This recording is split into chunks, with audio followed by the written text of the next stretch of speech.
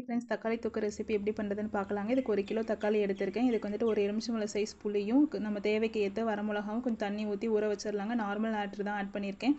பூண்டு ஒரு கட்டி எடுத்திருக்காங்க. ஃபஸ்ட்டு வந்துட்டு மிக்ஸி ஜாரில் பூண்டு, இந்த வரமிளகா, புளி இது எல்லாத்தையும் போட்டு அரைச்சிட்டு அது கூட தக்காளியும் ஆட் பண்ணி எல்லா தக்காளியும் கொஞ்சம் கொஞ்சமாக சேர்த்து அரைச்சி நைஸ் பேஸ்ட்டாக எடுத்து வச்சுருக்காங்க.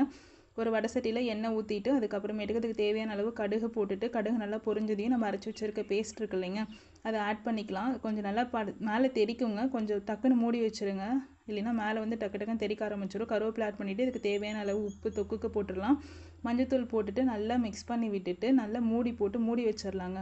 இது பாட்டுக்கு நல்லா கொதிச்சு இந்த தண்ணியெல்லாம் பிரிஞ்சு நல்லா அந்த பச்சை வாசம் போனதுக்கப்புறமேட்டுக்கு சைடில் வந்துட்டு நம்ம என்ன பண்ணலான்னா, ஒரு ஸ்பூன் வந்துட்டு கடுகும் ஒரு ஸ்பூன் வெந்தயம் நல்லா செவக்க வறுத்துக்கலாங்க. கடுகு நல்லா பொரிய ஆரம்பிக்கும். இந்த ஸ்டேஜில் வந்து ஆஃப் பண்ணிக்கலாம். மிக்ஸி ஜாரில் ஆட் பண்ணி நல்லா ஃபைன் பவுடரை அரைச்சி வச்சுக்கலாங்க.